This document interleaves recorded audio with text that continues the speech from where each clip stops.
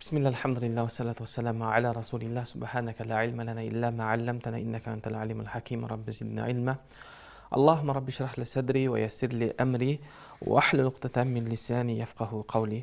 Сөзімді чексіз мейірімді жана ченемсіз ырайымды болгон Аллах Тааланын ысымы баштагандан кийин бүткүл аламдын ээси болгон Аллах Таалага чексиз мактоолорду айтып, андан кийин биздин сүйүктүү жарыкер пайгамбарыбызга жана пайгамбарыбыздын көз кубанычы болгон пайгамбарыбыздын үй бүлөсүнө жана төрүсүндө бейиштен сүйүнчүсүн алган сахабаларга Аллахтын салам жана салаваттарын жолдоп, дагы бир жолу сиздер менен эфир аркылуу буга чейинки баштаган китебибиз долбоорубуздун негизинде Тауқул айтқи аля арбаинат рифқи чындыгында ошол Тарик ибн Мухаммад Сардар устазыбызга таандык болгон көөдөнүн кооздугу, адамдын ички дүйнөсүнүн, жан дүйнөсүнүн кооздугу жөнүндө сабакты улап, бүгүнкү азыркы сабагыбыз, бүгүнкү сабагыбыз Ал-Хадис Саласу ва Ишрун 23-чү хадиске келип токтогонбуз. Бул хадисте устазыбыз пайгамбар саллаллаху алейхи вассаламдан Абу Хурайра аркылуу сизге жетип келген «Рифқу бин ниса бит-тажавузи анхунна ва сабр алейхинна» деген темада коюлган. Чындыгында аялдарга жылуу, жумшак мамиледе болуу жана аларга дың кылган кээ бир нерселеринде сабыр кылуу жөнүндө хадисти алып келген. Албетте бул хадисте Ан Аби Хурайра радияллаху анху кал Расулуллахи саллаллаху алейхи ва саллам истауси бин ниса хайра فإن المرأة خلق من ضلع فإن أعوج شيء في الظل أعلاه فإن ذهبت تقيمه كسرته فإن تركته لم يزل أعوج فاستوصوا بالنساء. Бұл хадисте Абу Хурайра деген улуу сахабалардан бири, пайгамбарыбыздан бизге эң көп хадис жеткизген сахабалардан бири. Анын толук аты Абдурахман ибн Сахр ад-Дауси. Ушул киши кайра пайгамбар саллаллаху алейхи вассаламдан дагы бир хадисти алып келип не дейт? Истауси бин ниса хайра. Чындыгында аялдар жөнүндө жакшы мамиледе, жылуу мамиледе болгула деген. Бул жерде истауси бин ниса хайра дегенде алымдар 4 маанисин зикир кылган дейт. Биринчиси мааниси тавасау айюхар раджулу фи хаққи ниса хайра деген. Силер бири-бириңерге дайым ошо аялдын акысында бири-бириңерге жакшылыкты, бири-бириңерге осуят кылып, бири-бириңерди дайым эскертип тургула деген мааниде дейт. Экинчиси болсо утлубул васията мин анфусихинна фи хаққихинна хайра дейт. Экинчиси болсо өзүңөр бир керез кылып, бир нерсени осуят кылганда алардын акысында жакшы нерселерди осуят кылып калтыргыла деген мааниде дейт. Утлубул васията мин гайрикум бихинна. Чындыгында утлубул васия дегенде бул жерде болсо өзүңөрдөн башкалардан алар үчүн жакшылыкты, осуят, жакшы нерсени талап кылгыла дейт.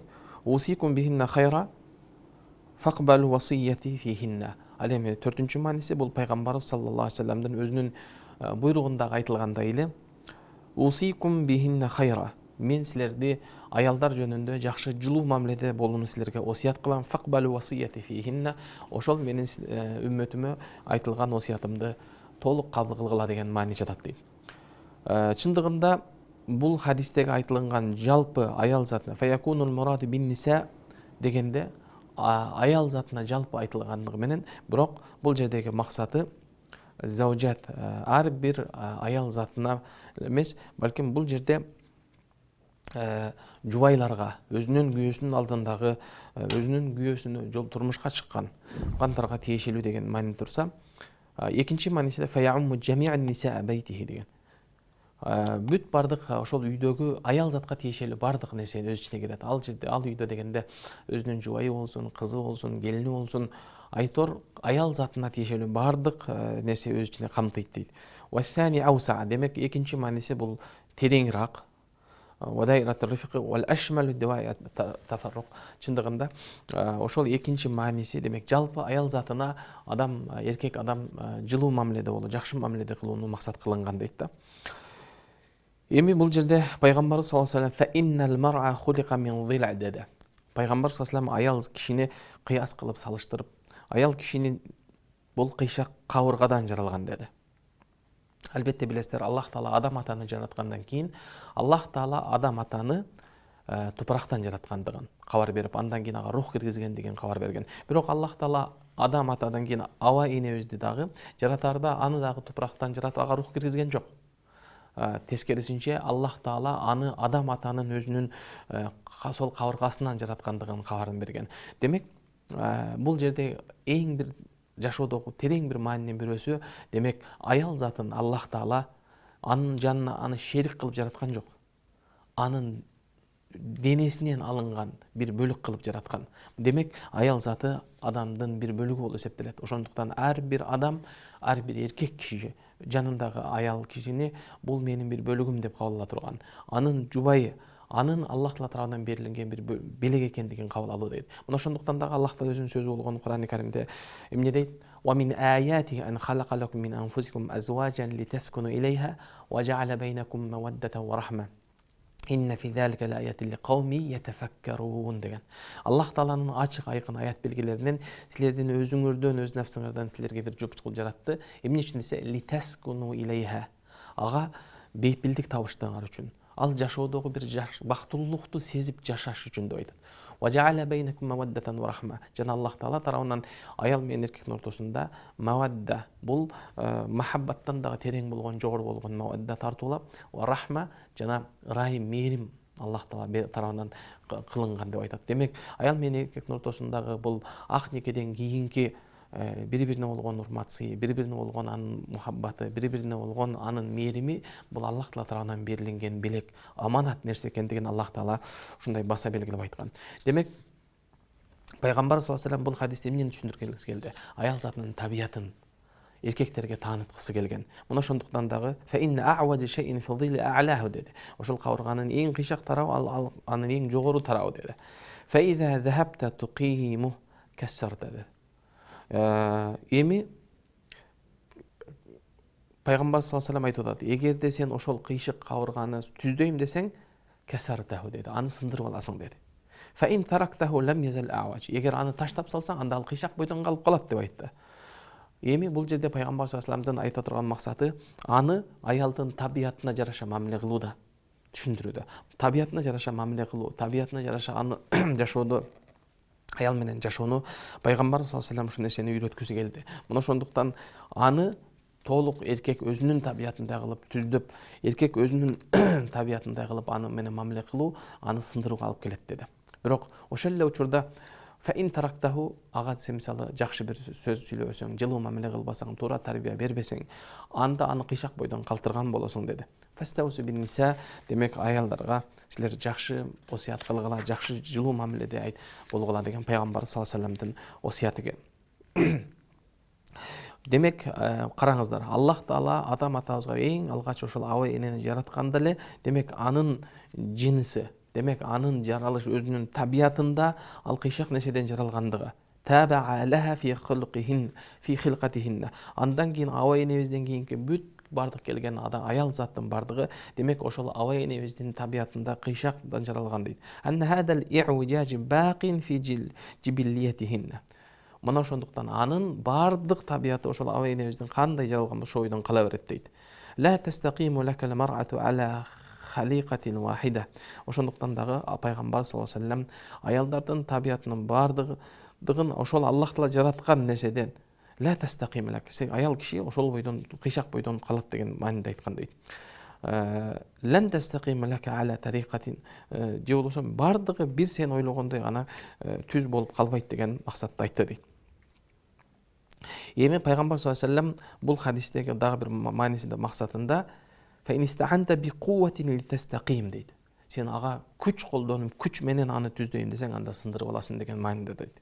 Ва такаллафта шиддата лиялина касартаху лианна al-i'waj la yaqbalu liqama дейт. Себеби дегенде табиятында кыйшык болгон нерсени түздөйм деп кылуу, ал нерсенин табиятына каршы нерсени аткаруу болуп эсептелет дейт. Мына ошондуктан ал нерседе адам баласы ида адхалта фил халал илля кадаликал мар'а. Сен кайсы бир нерсенин табиятында каршы нерсени кылып аткан болсоң, демек ал нерседе бир ооруну, бир жагымсыз нерсени пайда кылган болосуң. Мына ошондой эле аял заты дагы ла ястaqimul rajul kama yuridu wa yuhibba. Аял киши дагы эркек киши каалагандай, эркек кишинин өзүнүн табиятына туура келе тургандай түз болуу ал туура эмес болуп калат. Fa idha qabalta bil unfi badala al-lutfi a'waja halahu ва халаху дейт. Ошондуктан аял кишинин табиятын эркек киши таанып билип, аялдын табиятына жараша мамиле кылууну пайгамбарыбыз саллаллаху алейхи вассалам сиз менен бизге осуят кылган. Мына ошондуктан эгер агарда аларга катуулук менен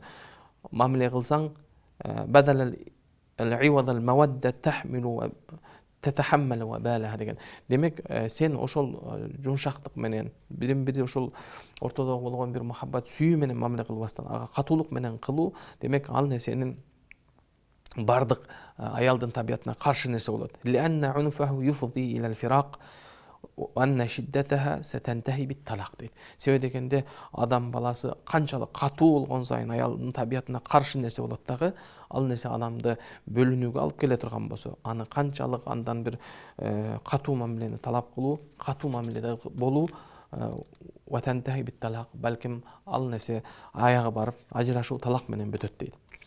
Мына ошондуктан ар бир эркек дагы аялдын табиятын таанып билүү бул милдеттүү болуп эсептелет. Себеби дегенде аял кишинин табиятын эркекке салыштырып болбойт. Эркек киши менен аял кишинин табиаты келбетинде ал экөө тең адам болгону менен, бирок алардын жынсы бир болгону менен, бирок ал экөө эки башка макулук, эки башка нерсе. Мына анын табиаты бир эркек аялдыкын, аял эркектикине таптакыр окшогон нерселер. Мына ошондуктан дагы пайгамбарыбыздын осуяттарында ушул нерсени үйрөтүп атат. Пайгамбарыбыздын дагы бир эң негизги максаты истаусу бин ниса дегенде, янбагы лир-ражули ан ястаина ала хулукил мар'ати би мударат. Аял затынын ошо өзүнүн адеп аклагын, кулк мүнөзүнүн, аял кишинин кулк мүнөзүнүн табиятын эркек киши толук түшүнүп, аны башкарып билип туруш керек дейт. Ва ятахаммалу ба'ду сулукиятиха би мужарат. Анын кээ бир кылыктарын, кээ бир нерселерин көрмөксөн болуп коюуга шариятыбыз талап кылат дейт. Мына ошондуктан пайгамбарыбыз саллаллаху алейхи вассалам башка бир хадистерде эмне дейт? Ал-му'мин, чыныгы момун киши, ла яфракул му'мину му'минатан, бир мусулман эркек экинчи бир мусулман аялды эч качан аны капа кылбайт, андан капа болуп, андан иренжибейт деди. Ида кариха минха хулукан радия минха хулукан ахар. Эгерде анын бир кайсы бир мүнөзү, кулк мүнөзү ага жакпаса, ага бир жагымсыз болуп аткан болсо, анын башка жакшы жактарын эстесин. Анын башка аны ыраазы болгон, ал жакшы көргөн анын адеп акылак, кулк мүнөздөрүн эстесин деп айткан. Демек бул дүйнөдө эч бир адам кемчилдиксиз болбойт. Бардыгы кемчилдиктүү. Ар бир нерседе жакшы жагын, жаман жагын таразалап, анын жаман кемчилдиги болсо, анын жакшы жагын, толук жагында, анын ага өзү буга чейин ошол үйлөнөрдө сүйгөн, өзүнө жактырган жагын эске алып, аны ошол кемчилдигин туура тарбия менен, жакшы мамиле менен оңдоп түзөөгө шарият чакырат дейт. Эми мына ушундай болгондон кийин пайгамбар саллаллаху алейхи вассаламдын дагы бир хадисинде расул акли ба'дал имани биллахи мударатун нас деген. Эми чындыгында Аллах Таалага иман келтиргенден кийинки эле акылдын эң жогорку деңгээли бул эмне десе, мударатун нас, адамдардын ошол ар бирин өзүнүн табиятына жараша адамдарга ошондой бир мамиледе болуу, адамдарды башкара билүүдө дейт да. Фа ахлу бейти аула, чындыгында ошол нерсе адамдар деп айткан пайгамбардын хадисине алганда, өзүңдүн үй бүлөң, өзүңдүн жубайларың, өзүңдүн кыздарың бул бардыгынан жогору турган нерсе деп айткан дейт. Мына ошондуктан дагы пайгамбарыбыз саллаллаху алейхи вассалам өзүнүн башка бир хадистеринде осуят кылып айткандай эле, хайрукум ли ахли ва ана хайрукум ли ахли деп айткан. Силердин эң жакшыңар, силердин эң Аллахтын алдындагы кадыр барктуу чыныгы эркектер ким десе, алар өз үй бүлөсүнө жакшы болгондор. Муну мен дагы силер өз үй бүлөм үчүн мен жакшыңармын деп пайгамбар саллаллаху алейхи вассалам осуят кылган. Мына ошондуктан дагы бул үй бүлө маселесинде ар бир адам, ар бир эркек, аял болсун, эркек болсун, аны баалап, Кудай Таала тарабынан берилген өтө бир сыйлуу нерсе экендигин түшүнүп билүү, шариятыбыздын ар бир аят хадистердеги жашоонун буйругундагы жыргал жашоонун, бактылуу жашоого буйруган пайгамбарыбыздын буйруктарында жана Аллах Тааланын Курандагы аяттарында бардыгы ушул нерсени камтыган жана ушул нерсени Аллах Таала талап кылган. Мына ошондой эле ар бир адам өзүнүн жашоосунда кээ бир нерселерде көрмөксөн болуп коюу менен, кээ бир нерселерде аны билмексен болуп коюу менен адам баласы көптөгөн бир кыйынчылыктарды, үй бүлөдөгү кээ бир жаңжалдарды алдын алуу болуп эсептелет дейт. Мына ошондуктан эркек киши данышман болу керек дейт. Эркек киши оор басыруктуу болуш керек. Эркек киши кээ бир үзүрлөрдү кабыл кылганды дагы билиш керек деп айтат. Инбар али дифа амма ястуру минха ва хада мин камали рифqi аллади хасса шара алейхи дейт. Чындыгында адам баласы кээде ошол алсыз аялдын өзүнүн коргонучуна, өзүнүн өзү коргонуу үчүн, ал алсыздыгынан кээде ошо тили менен, кээде ар бир сөзү менен өзүн өзү коргонуч кылып аткандыгын түшүнүп билип, ал алсыз аялдын ал коргонучу катары кабыл алуу керек дейт. Ошондуктан мин тамамул лутфи латафа хадал хадис анзарана илей. Пайгамбар саллаллаху алейхи вассаламдын ушул айткан нерсеси, демек адамдын бул толук жумшактыгы, кичпейилдилиги, ал адамдын ошол канчалык хадистерди карап отурсак, ал адамдын күчтүүлүгүнө далилат кылат деп айткан нерсе. Мисалы, кээде эркектин аял кишинин алдында ал өзүнүн оор басылыктуулугун, сабырдуулугун карманып коюу, ал аялдын алдында аны алсыздык эмес. Ал тескерисинче анын күчтүүлүгүнө далилат кылган нерсе болуп эсептелет. Мына ушул эле нерсени аялдар дагы, аял заты дагы туура кабыл алыш керек. Себеби дегенде ал аял затынын табияты менен эркектин табияты экөө, адам болгону менен экөөнүн табияты эки башка. Ички дүйнөсү, жан дүйнөсү, анын ойлонуусу экөө эки башка нерсе. Ошондуктан ар бир аялды эркекти табияты менен таанып, ошону кабыл алган сыяктуу эле, аял дагы эркектин табиятын таанып билип, ошол табиятты кабыл алуу менен гана бул жашоодогу туура жана бактылуу бир жашоого адам баласы аракет кыла турган нерсе болуп калат. Мына ошондой эле пайгамбар саллаллаху алейхи вассаламдын бул осуяттарын алып көргөндө, кээ бир каталарды адам көз жумуу менен, жана ошол көз жумуп коюу дегенде ал күнөө иштерди кылып атса дагы, туура эмес иштерди кылып атса дагы көз жумуп коюу эмес дейт да. Ал адамдык байкабастан же билбестен кетирип аткан кемчилдиктерди деген мааниде дейт да. Бирок ошол эле учурда шариятыбыздагы тыюу салынган, шариятыбызда Аллах Таала аны оор күнөө деп эскерткен кээ бир нерселерге адам баласы көрмөксөн болуп, же ага сукут сактап, аны айтпай отуруу, бул өзү тескерисинче күнөө дейт. Ла яани сукут алал батил дейт. Демек, батыл нерселерде, туура эмес нерселерде, ката нерселерге дагы адам, эркек адам унчукпай коюусу, бул тескерисинче оор күнөө. Вал газду ан иртикабил мааси. Кейфа хада ва кад кала ан-наби саллаллаху алейхи ва саллям куллукум раин ва куллукум мас'улун ан раиятихи.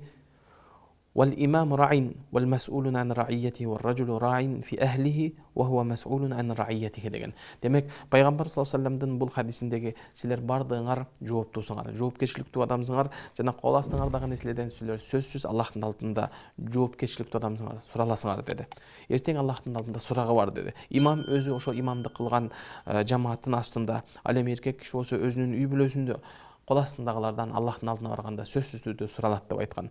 Мына ошондуктан дагы Аллах Таала өзүнүн сөзү болгон башка бир аятта Кур'ан-ы Каримде я юхалладина аману қу анфусикум ва ахликум нара деп айткан. Аллага иман келтирген мусулмандар, силер өзүңөрдү жана өз үй бүлөңөрдү дозок отунан куткарып калгыла деп айткан. Демек, бул жердеги ал адам баласы кээде байкабастан, билбестик кылып кетирген кемчилдиктери, бул жашоодогу табигый кетирип аткан кемчилдиктер, ар бир нерсесине эле майдаланып, эркек киши үйдөгү кичинекей нерселерге дагы кирише берүү, бул эркек адамдын табиятындагы нерсе эмес. Мына ошондуктан кээ бир нерселерди көрмөксөн болуу дегенде, демек шариятыбыз тыюу салбаган, шариятыбызда оор күнөө деп же күнөө деп Аллах Таала эсептелбеген нерселерди максат кылып жатат дейт. Ал эми күнөө иштерге келгенде, чоң шариятыбызда арам кылынган нерселерге келгенде, эркек адам аны көз жумуу, бул кайдыгерлик, бул тескерисинде жоопкерсиздик, бул тескерисинче ал адамдын ошол алсыздыгы болуп эсептелет. Демек, ар бир адам бул жашоодогу, бул дүйнө ишин дагы, акырет ишин дагы таразалап аткаруу керек деп айтат. Таразалоодо ар бир адам өзүнүн жашоосундагы бардык нерседе жооптуу экендигин эркек адам колуна алып билүү дейт. Мына ошондой эле пайгамбар саллаллаху алейхи вассаламдын ар бир айтып аткан сөзүндө айта турган болсок, пайгамбар саллаллаху алейхи вассалам бул каталардын Аллах Таала тарабынан эскертилген каталарга демек жол берилбейт. Ага көз жумуп коюу же аны кайдыгер болуп, аны көңүл бурбай коюу, демек бул тескерисинче эркек адамдын сыфатын жоготкондугу болуп эсептелет дейт. Ва фард раю بل بالتفاهم والتحاور فإذا ارتكب معصية يعظها ولكن لا بغلظة وشدة بل بالحسنى وكلمة طيبة дейт. Эгерде инсанбыз, бардык адам күнөөкөрбүз, эч бир инсан толук адам жок. Кала берсе, бул дүйнөдө пайгамбар саллаллаху алейхи хадисте айткандай эле, күллү бани адам хаттаун ва хайрухум ат-таввабун. Ар бир адам баласы ката кеткизүүчү, туура эмес күнөө иштерди жасап алат, бирок хайрухум ат-таввабун, алардын жакшысы ал тоба кылуучулар деп айткан. Демек, адам баласынын тоба кылууга, инсандык кылып кетирген кемчилдигинен Аллахтын алдында күнөөкөрлүгүн мойнуна алып, ал күнөөгө өкүнүп, жана Аллахтын алдында ал күнөөгө барбайм деп кайрадан тоба кылууга, демек адамга мүмкүнчүлүк берүү деген маселе. Мына ошондой эле адам баласынын табиятында аял менен эркек экөө эки башка маселе деп айттык. Мына ошондуктан дагы бул жердеги аял менен эркектин жашоодогу ар бир азыркы учурдагы биздин тилекке каршы коомубуздун ичиндеги көптөгөн үй-бүлөлөрдүн ажырашууга алып барып аткандыгы, көптөгөн үй-бүлөлөрдө талак маселесинин өтө көп болуп аткандыгы, азыркы учурда коомубуздун ичиндеги бул үй-бүлө өтө бир аяр мамиле кылына турган, сакташ керек болгон нерселердин тескериси болгон ажырашуулардын көп болуп аткандыгы, бул шайтандын гана кубанта турган, курсант кыла турган, шайтандын гана максатын ишке ашырып аткан нерселер тилекке каршы. Мына ошондуктан дагы хадистерде келгендей эле, шайтан өзүнүн аскерлеринин жанына чогултуп, сен бүгүн эмне иш кылдың, кандай адам амалдарды кылып адамдарды азгырдың, туура эмес жолго үңдөдүң деген кезде, бирөөсү бирөөнү бир урлук кылгандыгын, бирөөсү бир арак ичкендигин, же бирөөсү бир зына кылгандыгын, же башка кылдыргандыгын, васваса кылгандыгын айтып олтурганда, алардын арасынан бирөөсү бүгүн эмне кылдың десе, мен бүгүн бир үй-бүлөнү буздум, ал үй-бүлөдө талак берип ажыраштырдым деген кезде, сен жаныма кел, сен бүгүн өтө чоң иш кылгансың, сен мына бүгүнкү максатты орундаттың деп, шайтан өзүнүн, иблис өзүнүн шайтандан болгон аскерлеринин бардыгынын жанында аны жогору коюп жанына отургузат деп айткан. Демек, үй-бүлөнүн бузулуусу бул коомдун бузулуусу, үй-бүлөнүн бекемдиги бул коомдун, бул мамлекеттин бекемдиги болуп эсептелет. Мына ошондуктан ар бирибиз үйүбүздө үй-бүлөнү бекем сактоо бул биринчиден аманат, жоопкерчилик, жана ошондой эле эгерде бул аманатка жоопкерчисиздик кылуу, бул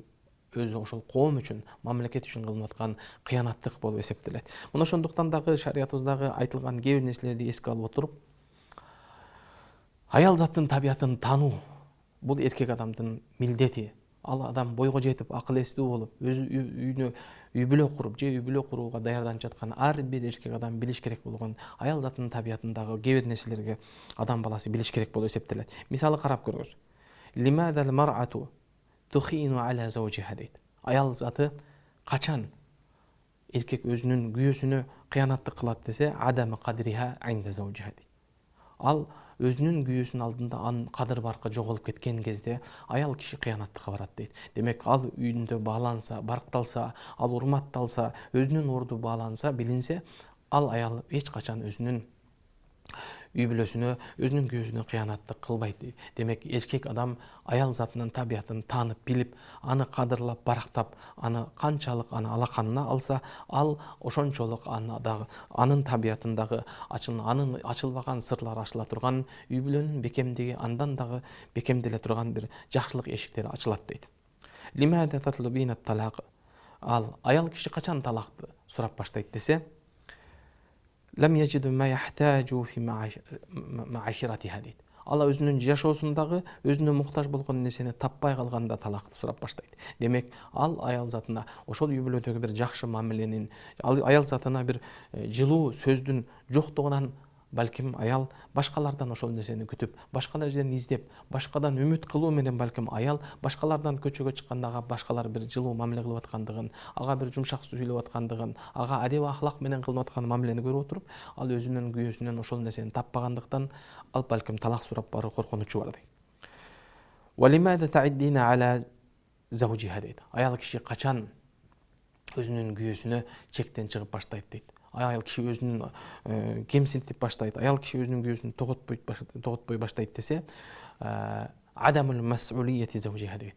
Ал өзүнүн күйөөсүнүн жоопкерсиздигинен, ал кайдыгерлигинен, ал өзүнүн аял затынан өзүнө милдет кылынган, өзүнүн укугундагы нерселерди ал көңүл бурбастан ал кайдыгерлик кылып баштаганда аял заты дагы чегинен чыгып баштайт дейт. Аял киши качан өзүнүн күйөөсүн мурдагыдай кабыл кылбай калат дейт. Ал качан кабыл кылбай калат десе, аял киши аял күйөөсүн кабыл кылбай калган учур качан болуп калат? Аял кишине качан өзүнүн күйөөсүн мурдагыдай мамиле болбой калат десе, адаму сабати заужи аля ваъдихи дейт. Эркек адам өзүнүн айткан сөзүнө турбаган учурда аял киши үчүн кадыр барсыз болуп баштайт дейт. ولماذا لا تثقين على زوجها? Эми аял киши качан өзүнүн күйөөсүнө ишенбей калат десе, бисабабил хиянати заужиха деген. Качан аял кишиде күйөөсүнө болгон ишеничтин жоголушу, демек ал күйөөсүнүн аялына кылган кыянаттыгы себептүү дейт. ولماذا تسترجح المرأة بفظاظة والعنف дейт. Аял киши качан бир өзүнүн күйөөсүнө катуулук менен корс орой мамиледе болуп, анын ошондой бир жарылуусуна алып келе турган нерсе эмне десе, адамул иътибари ва била ихтимами алейхи дейт. Ал аял заты үйдө эч бир иътибарга алынбай, ага аял кишиге үйдө эч бир көңүл бурулбай калган учурда аял киши ошондой жарылууга алып келет дейт. Аял киши качан өзгөрөт? Аял киши эмне себептен өзгөрөт десе, адамул вужуди ма тахтажина аля хаятиха дейт. Аял киши жокчулуктан өзгөрөт дейт. Демек, адам баласы бул нерсенин бардыгында аял кишинин табиятын таанып билбегендиктен аял кишинин табиятын бузуп алуу коркунучу бар дейт. Мына ошондуктан качан мындай бир карап көрсөңүз, аял затын Аллах Таала ушундай кылып жараткан. Аял затын Аллах Таала күчтүү кылып жараткан. Аял затын көптөгөн бир кыйынчылыктарга дагы сабыр кыла турган кылып жаратып койгон. Аял киши ошондуктан канчалык кыйынчылыктар менен турмушта кыйынчылыкты көрсө дагы сабыр кыла берет. Аял киши ошол эле өзүнүн канчалаган кыйынчылык менен төрөп аткан болсо дагы кийин кайрадан эле ошол экинчи жолу, үчүнчү жолу баласын төрөй берет. Эмнеге? Себеби дегенде аял кишинин табиятында ошондой кыйынчылыкты, ошондой машакатты көтөрө турган кылып Аллах Таала табиятты жаратып койгон. Эгерде ошол нерсени аял эркек кишиге бергенде, балким эркек киши аны көтөрө албайт эле. Балким эркектердин табияты менен болгондо, балким бир төрөгөндөн кийин кайра ал төрөбөй коет эле. Бирок аял затын Аллах Таала ушундай кылып жараткан. Аял затына ошон үчүн Аллах Таала бейиштин жолун жеңил кылган. Ушундай машакат кыйынчылыктарды боюна көтөргөндүгү үчүн, өзүнүн жоопкерчилигине алгандыгы үчүн дагы, ушул нерселерге чыдап, Аллах үчүн алар сабыр кылгандыгы үчүн аларга бейишке кирүүнүн жеңилдигин Аллах Таала көргөзүп койгон. Пайгамбарыбыз саллаллаху алейхи ва саллям өзүнүн ошол берекелүү хадисинде ошондуктан эмне дейт? Аял киши жашоосунда ошол 4 нерсеге сабыр кылса, жанда ушул нерсе себептен ал бейиштин каалаган эшигинен кир деп ага уруксат берилет деп айткан. Ошол хадисинде биринчисинде ида хафизат фардаха деген 5 вакыт намазына бекем болса, ва саамат шахраха Рамазан айында оразосун кармаса дейт. Андан кийинкисинде эмне дейт? Ва хафизат фарджаха деген. Аял заты өзүнүн намысын, абирин, аброюн арам эркектерден арам жолдон сактаса, ва таати заужаха жана өзүнүн өмүрлүк жубайына, жолдошуна моюн сунуп жашаса, кыйла лаха яумал кыяма удхули мин айи абуабин ши'ти деп айткан. Кыямат күнү бейиштин каалаган эшигинен кир деп Аллах Таала уруксат берет деп айткан. Демек, аял затынын бул жашоодогу бактылуулугу бул аял затынын моюн сунуусу дейт. Мына ошондуктан ида туриду заужату хаятан саида, бул жашоодо бактылуу жашоону, эң бир жыргал жашоону аял киши кааласам десе, таслим аля заужиха деген. Өзүнүн күйөөсүнө моюн сунуш керек, багыныш керек деген. Бул аял затынын бактылуулугу. Ошол эле учурда көптөгөн учурларда, мисалы, аял кишинин табиятын эркек киши билбей, тааныбай, ар кандай орой мамиле болгондой эле, ошол эле учурда эркектин дагы ордун, эркектин табиятын тааныбай, 10 жыл, 20 жылда, 30 жылдап жашап дагы, бирок аялы күйөөсүнүн табиятын тааныбай билбей, ошол эле учурда күйөөсү дагы аялдын табиятын таанып билбеген учурлар көп кезигет. Мына ошондуктан канчалык аял киши оор кыйынчылыктарды көтөрө берет, бирок эринен бир эле нерсени күтөт дейт. Эмне десе, андан болгону жылуу мамилени, жылуу сөздү күтөт дейт. Аял киши ошол кыйынчылыкты дагы сабыр кылайын дейт. Аял киши качан бир наразы болуп баштайт, наалып баштайт десе, эркек самал ал бир кыйынчылыктын чегине жеткенде, ал мындан ары сабыр кылбай калган учурда наалып наразы болуп баштайт эмес. Аял кишинин ошол ага андан дагы сабыр кылганга, ал кыйынчылыкты дагы көтөрө бергенге ага бир жакшы бир жылуу сөз, мотивация керек болгон учурда гана аял киши ошол нерсени талап кылат, анан алып наразы болуп баштайт. Демек эркек анын жылуу сөзү, жылуу мамилеси, ага бир мактоо керек болуп калган учурда гана аял затынын табиятын таанып эркек ага туура мамиле кылуу керек дейт. Мына ошондуктан аял затынын табиятын таанып билүүдө эркектен аялдын үмүт кылган нерсеси ага жылуу мамиле, ага жакшы мамиле кылуу, аны аярылуу, аны баалап, ага кичине мактоо керек болгон учурда гана. Ошол эле учурда аял кишинин дагы эркек адамдын табиятын таанып билүү бул дагы эң бир маанилүү. Эркектин табиятында болсо, эркек аялдан бир эле нерсени үмүт кылат жашоодогу эң чоң үмүт кылган нерселерден бири ал кечирим. Аял киши канчалык ката, ошо Аллах таала жараткандай, ал кыйшак кабыргадан жаралгандыгы, табиятында кээ бир нерселерди табияты менен туура эмес кылып алып аткандыгын эркек киши билип сезип турат. Бирок ошол кетирип аткан кемчиликтеринен эркек үмүт кыла турган нерсе бул келип эркектен ошол нерседен кечирим сурап коюуну гана үмүт кылат. Аял киши канчалык ката кылып атса дагы эркектин бир эле үмүт кылган нерсеси аялы келип андан кечирим сурап коюуну гана үмүт кылып турат дейт. Мына ошондой эле эркек кишинин табиятына тиешелүү болгон нерселерде мата тагайяр ражул дейт. Мата тагайяр ражул. Эркек киши качан өзгөрөт? Эркек киши качан бузулат десе, эркек киши барчылыкта бузулуп кетет. Ага байлык, бийлик келгенде көбүрөөк эркектер бузулуп кетет дейт. Эми аял киши качан бузулат десе, аял киши жокчулуктан бузулуп кетет дейт. Ва мата та'тазиру ражул. Эркек киши качан өзүр сурап баштайт? Эркек киши качан кечирим сурап баштайт десе, айндама я'тарифу айбаху деген. Эркек киши кечирим сурагандыгы ал өзүнүн кемчилдигин, ал өзүнүн кетирип аткан катасын мойнуна алган кезде кечирим сурайт дейт. Ал эми аял киши качан кечирим сурайт десе, ал-мар'ату та'тазиру ли махаббатиха деген. Аял киши ал жакшы көргөн үчүн келип кечирим сурайт дейт. Аял киши качан талагын сурап баштайт дейт. Аял киши өзү алдындагы муктаж болгон нерсени түшүнбөгөн үчүн талак сурайт. Эгерде аял киши өзүнүн үй бүлөнүн, ынтымактын, анын балдарынын, анын келечектеги, анын ата-энесинин жер каратпоону, анын келечектеги алдындагы бүт өзүнүн бактылуулугун түшүнгөн аял эч качан талак сурабайт дейт. Демек ошол нерсенин акыйкатын, чындыгын түшүнө албаган үчүн аял келип талагын сурайт дейт. Эми мата юталлиқу ражулу завжатаху. Аял киши, эркек киши качан аялына талак бергенге мажбур болуп калат десе, айндама ла ястати аюфахимха деген. Аял кишиге эркек киши түшүндүрө албай калган учурда, айтса дагы, ага жеткизсе дагы кабыл албай калган учурда, демек эркек адам аялына талак берүүгө мажбур болуп калган учурлар болот дейт. Эркек киши эмне үчүн мал мүлк чогултат? Эркек киши эмне үчүн жылдап эшикте, сыртта эмгек кылып, мээнет кылып ал акча чогултат десе, ал өзүнүн үй бүлөлүгүнүн бактылуулугуна, ал үй бүлөсүнүн ошол муктаждыктарын кандырууга, ал үй бүлөсүнүн эч нерседен кем болбой жакшы жашоосуна аракет кылган учурда эркек киши өзү мал мүлк чогултуп баштайт дейт. Алмата тажмаул алмарату алмал. Эми аял киши эмне себептен? Ва лимада алмарату тажмаул мал десе, ли хуррияти.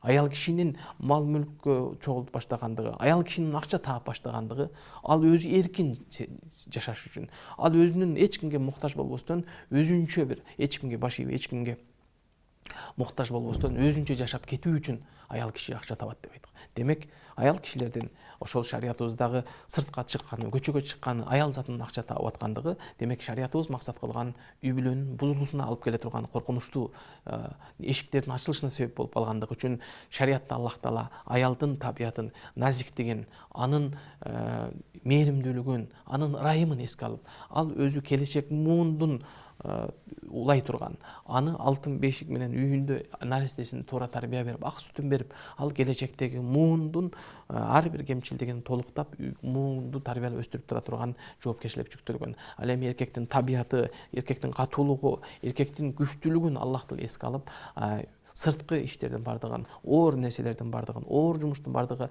эркекке жүктөлгөн, эркек бүт ошол сырткы жумуштун кыйынчылыгына, ысыкка, суукка бардыгына көтөрө турган табият бергендигинде. Демек, аял затынын Аллах таала эркек кишиден эмнени талап кылат десе болгону, Al-ihtiram. Аял затынан Аллах Таала эркектин алдындагы ихтирам кылууну гана талап кылат. Ихтирам дегенде бул адамдын руханий нерсесине байланыштуу, ошол көөдөнүн кооздугуна тиешелүү болгон маселе.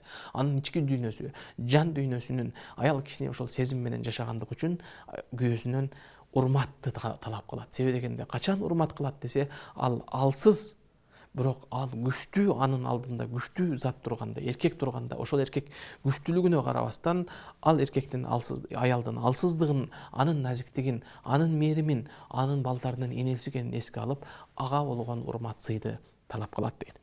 Ал эми эркек болсо аялдан эмнени талап кылат? Эркек болсо аялдын ал-хидма ва тaqdir. Аял киши болсо, эркек киши болсо аялынан эмнени тaqdir кылат дейт? Ошол кылып аткан кызматты баалоону талап кылат дейт. Күйөөсүнүн аз болсо дагы пешине тер менен таап аткандыгы, адал эмгек менен таап келип аткан болсо, ошону шүгүр кылып, адал эмгек менен пешине тер менен таап келип аткан үчүн анын кадырын билип, ага шүгүр кылып, тескерисинче күйөөсүнө дагы жанында туруп күчтүү болуп, бул кыйынчылыктар балким өтүп кетер. Мындан дагы бир жакшы жашоого, бул кыйынчылыктар өтүп кетип, мындан бир жактылуу, жеңилчилик жашоого келебиз деп, аны күн сайын күйөөсүнүн тапканына ыраазы болуп, анын тапканын кадырлап, баалап, барктап, аз болсо дагы аны көп көрүп, ага сабырдуу болуп, күйөөсүнүн жанында ошол кыйынчылыктарды жеңүүгө жөлөк болуп тура турган аял бул шариятыбыздагы эң бактылуу, эң акылдуу аялдардан бири. Мына ошондуктан эркек качан ыйлайт дейт. Мата ябки ражул дейт. Эркек качан ыйлайт десе, эркек индама юсибу алейхил мусиба деген. Эркек кишиге ушундай кыйынчылык, эркек кишинин табияты кызыл чызыктан жетип, ал уже көтөрө албай калган учурда, ал мындан ары чыдабай калган учурда эркек ыйлайт дейт. Демек, эркектин ыйлаганына себеп болуп калуу, эркекти ыйлаганга чейин алып баруу, бул аялдын эркектин табиятын тааныбагандыгы. Эгер эркек ыйлап аткан болсо, анда аял заты коркуш керек. Демек, аял эркек ыйлап атканын көргөндө, демек ага ошол кыйынчылыгын тескерисинче жеңилдете турган, анын кайра ошол башындагы эмне себептен ал уже акыркы чекке келип ыйлап аткандыгын түшүнүп билип, балким ал убакта ал өзүнүн тилин тыйып, өзүн тыйып, анын жанында соротконго, жоштканга балким ага тескерисинче жардам керек болуп аткандыгын түшүнүү керек дейт. Ал эми аял киши качан ыйлайт? Аял киши бул сезим менен жашагандыгы үчүн, аял киши сүйүнгөндөн дагы, аял киши ушундай кыйынчылыкка келгенде эмес, аял киши сезим менен жашагандыгы үчүн, аял киши көбүнчө сүйүнгөндөн ыйлайт дейт. Демек, эркек ыйлаганы менен аялдын ыйлаганы бул таптакыр эки башка нерсе. Ошон үчүн эркек ыйлап атса, аял анын табиятын эске алып, эркек эмне үчүн буга чейин жетти, эмне болду бул абалга түшүүсүнө деген сезимди, табиятты таанып билүү керек деген. Эркек кишинин ыйлаганы, демек, аял кишинин ыйлап атканы сыяктуу эмес.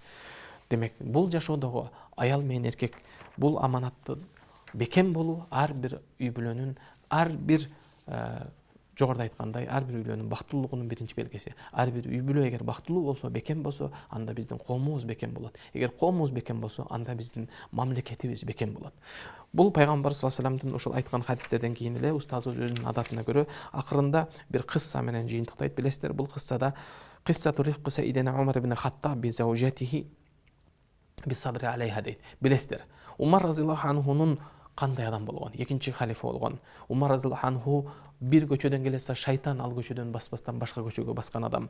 Пайгамбар саллаллаху алейхи вассаламдын аят түшүп турган кезде 19га жакын аят Умар разияллаху анхунун оюна дал келген, илхам менен сүйлөгөн, ошондой бир Умар ибн Хаттабдын дагы канчалык катуу болгондугуна карабастан, шайтан дагы ага корккондугуна карабастан, Умар ибн Хаттаб күндөрдүн биринде ошол жашаган кезинде бир киши Умар разияллаху анхунун үйүнө аялынын кылып аткан, туура эмес кылып аткан мамилесинен, аялынын күйөөсүнө кылып аткан анын катуу бир мамилелеринен капа болгон абалда Умар разияллаху анхуга келсе дейт. Умар разияллаху анхунун үйүнө келгенде, фаида кана ал келгенде эмне дейт?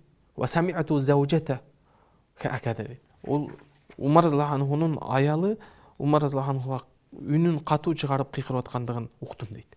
Ошол кезде ал киши өзүнө карап, бул Умар разияллаху анху арызданайын деп келсем, Умар разияллаху анхунун аялы ага дагы үнүн катуу чыгарып кыйкырып аткандыгын көргөндө, бул таянар тооң ушул болсо анда эмне кылам деген акыбалда Ма хажатука я ражул. Егер сен анда ахвалың кандай болду? Бул Амирул Муминин, муминдардын амири болгон Умар ибн Хаттабтын абалы ушундай болсо деген ойго кетти дейт. Ошол кезде Умар разыяллаху анху чыгып калса, ал киши ары карап басып баратканда эмне болду дейт. Дегенде мен ушундай аялымдын мага кылып аткан туура эмес мамилесинен, ушундай бир катуу мамилесинен капа болгон абалда сизге арызданганы келсем, сиздин абалыңыз меникиндей экен, мен көрдүм дейт. Ошол кезде Умар разыяллаху анху жанагы кишиге карап, сен сабыр кыл деди. Сен кээ бир нерселерди кичине ал жоопкерчилик алып өзүң ошол нерсени көтөрүп кой дейт. فإني أحتملها لحقوق لها علي dedi. Анын менин үстүмдөгү жоопкерчилик милдеттерди эске алып мен ага көп нерсесинде сабыр кылып кое берем дейт. Сабыр кылып коем. ويسكن قلبي بها عن الحرام дейт. Андан Аллах Тааладан арам кылынган зынадан, жаман нерселерден Аллах Таала мен ушундай адал никени менен берген аялымды арамдан тосуп турган бул эң чоң мага берилген Кудай Таала тарабынан берилген белек деп кабыл кылам деди дейт. Мына ошондо ал кишиге Умар разыяллаху анхунун осуяты эмне деди? Фахтамилха я ахи фаинна хия муддатун ясира dedi. Аял кишинин кыйкырып аткандыгын, аял кишинин кээде үнү бийик чыгып аткан учурда дейт, ал кичине гана бир аралык дейт. Ошол кезде сабыр кылып кой. Ошол кезде кичине өзүңдү карма дейт. Балким өткөндөн кийин айта турган сөзүңдү, акыл насаатыңды, үгүтүңдү андан кийин улантсаң болот деп айтып дейт.